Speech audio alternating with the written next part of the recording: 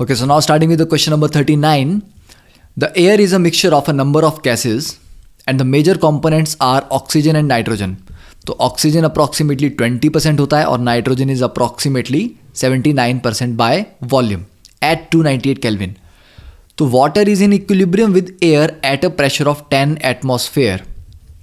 Okay, and at 298 kelvin if the Henry's law constant for oxygen and nitrogen are given, calculate the composition of these gases in water. तो as always कि सबसे पहले आपको क्या करना है, आपको ये समझना है कि इस क्वेश्चन का मतलब क्या है. ठीक है, तो अब हम पहले क्या करते हैं, तो यहाँ पर हमारे पास ये वाटर है कंटेनर में लिया हुआ. अब ये वाटर एयर के साथ, ओके, तो मैं चलिए येलो से इसको एयर को रिप्रेजेंट कर रहा हूँ, एयर के साथ इक्विलिब्रियम में है.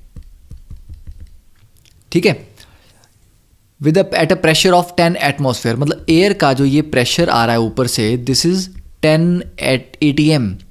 एक एटमॉस्फेयर होता है 760 mm. ठीक है, यहाँ पर जो हेनरीज लॉ कांस्टेंट है वो mm ऑफ मर्करी में दिया है. तो 10 एटमॉस्फेयर कितना हो जाएगा, 1 atm is equal to 760 mm of mercury. तो 10 हो जाएगा 7600 mm ऑफ मर्करी. इतना प्रेशर लग रहा है.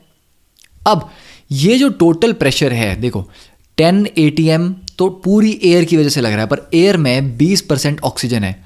मतलब 10 atm का भी 20% किसकी वजह से होगा, 20% of this is due to O2 gas, और बाकी जो 79% इस प्रेशर का होगा वो होगा नाइट्रोजन गैस की वजह से.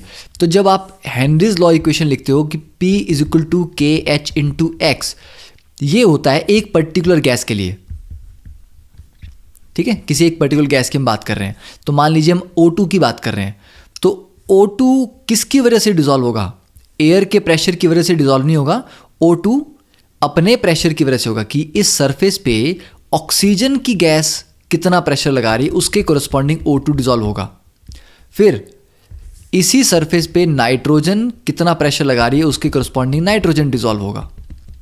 ओके, तो O2 का प्रेशर कितना लग रहा है, तो O2 के लिए लिखोगे तो PO2 आएगा और X O2 निकलेगा और KH भी O2 के लिए कैलकुलेट होगी. प्रेशर ऑफ नाइट्रोजन लिखोगे तो KH नाइट्रोजन का लेना पड़ेगा और X भी N2 का निकलेगा. तो यहां से हमने सॉल्व करना है कि 20% pressure of O2, that is partial pressure of O2 कितना है, 20% ऑफ किसका, 20% 10 atm का. तो आप लिख सकते हैं कि pressure of O2 is 20%, that is 20/100 of this 7600 mm of mercury. तो ये वैल्यू कितनी आ जाएगी, 1520 mm मर्करी के, और प्रेशर ऑफ N2 आ जाएगा 79/100 इंटू 7600. तो ये वैल्यू आ जाएगी 6004 mm ऑफ मर्करी. नाउ अब इनको दोनों इक्वेशंस में पुट करेंगे वैल्यूज को. तो for O2 pressure of O2 कितना है 1520, KH कितना है इसके लिए 3.30 into 10⁻7 into x of O2. तो यहाँ से कैलकुलेट हो जाएगा. तो x ऑफ O2 यहाँ पे आ जाएगा हमारे पास 4.6 इंटू 10⁻⁻5. ये आ गई मोल फ्रैक्शन. ठीक है, तो पता लग गया उसे हमें कि कितना O2 डिजॉल्व है. N2 के लिए करेंगे तो 6004 is equal to 6.51 into 10⁻7 into x of N2. तो यहाँ से सॉल्व करके x ऑफ N2 निकल जाएगा 9.22 इंटू 10⁻5. तो ये बहुत इंपॉर्टेंट है कि जिस कंपोनेंट के लिए आप सॉल्व कर रहे हो उसी का पार्शियल प्रेशर लिखना होता है, टोटल प्रेशर नहीं लिखते कभी भी. ओके, तो आप देखिए next question, question number 40, second last question of the exercise. अब यहां पर determine the amount of CaCl2 dissolved in 2.5 litre of water such that the osmotic pressure is this much. ठीक है, तो कुछ नहीं, ऑस्मोटिक प्रेशर पे क्वेश्चन है. तो ऑस्मोटिक प्रेशर के लिए फॉर्मूला क्या होता है, pi is equal to I into C into R into T. अब I की वैल्यू ऑलरेडी गिवन है. कंसंट्रेशन के लिए हमें यहाँ पर कुछ डाटा गिवन है पर अमाउंट निकालना है, तो इसको ऐसे लिखते हैं आई के आगे 2.47। कंसंट्रेशन क्या होता है? Number of moles upon volume. R की वैल्यू हम जानते हैं कितनी होती है आर की वैल्यू। अब आर की वैल्यू यहाँ पर क्या यूज़ करनी है? प्रेशर एटीएम में है तो आर कितना आएगा? 0.0821 into temperature is 27 that is 300 kelvin. अब पाई भी दिया हुआ है 0.75, तो मतलब 0.75 is equal to 2.47 into number of moles क्या होते हैं? Weight upon molecular wait.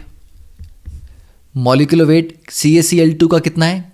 Calculate करेंगे तो 111, ठीक है। और वॉल्यूम कितना है? 2.5 लीटर दिया हुआ है। अब एक ही स्टेप में इसको पूरे को कैलकुलेट कर लेंगे तो यहाँ से ये वेट जो है अननोन ये निकल जाएगा। तो after solving this you will get weight of CaCl2 is 3.42 grams directly solved. Okay, अब देखते हैं question number 41, last question. So, determine the osmotic pressure of a solution prepared by dissolving 25 milligram of K2SO4 in 2 liter of water at 25 degrees Celsius, assuming that it is completely dissociated. देखो, अगर assume करना है कि K2SO4 completely dissociate हो रहा है तो क्या होगा? 2K positive plus sulphate ions. तो एक पार्टिकल के टूटने से 3 पार्टिकल्स मिले, तो I की वैल्यू कितनी होगी? 3। ओके, तो आई हमारे को पता लग गया। अब जो पाई है osmotic pressure that is I into CRT, और पाई निकालना है तो आई की वैल्यू होगी 3। कंसंट्रेशन कितनी आएगी इसकी? मोल्स अपॉन वॉल्यूम, ठीक है। मोल्स को क्या लिखेंगे? वेट अपॉन मॉलिक्यूलर वेट, तो ये आ जाएगा वेट कितना दिया गया है? 25 मिलीग्राम, तो 25 into 10⁻³ upon molecular mass 174 into volume कितना दिया है? 2 litres into R 0.0821, temperature is 298। तो यहाँ से पाई सॉल्व करके आएगा 5.27 into 10⁻³ atmosphere.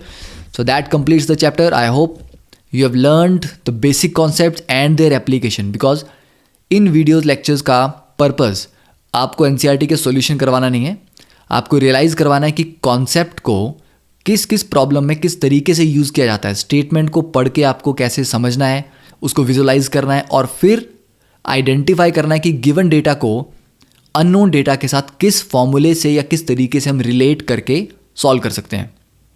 Okay, so thank you for time, have a nice day.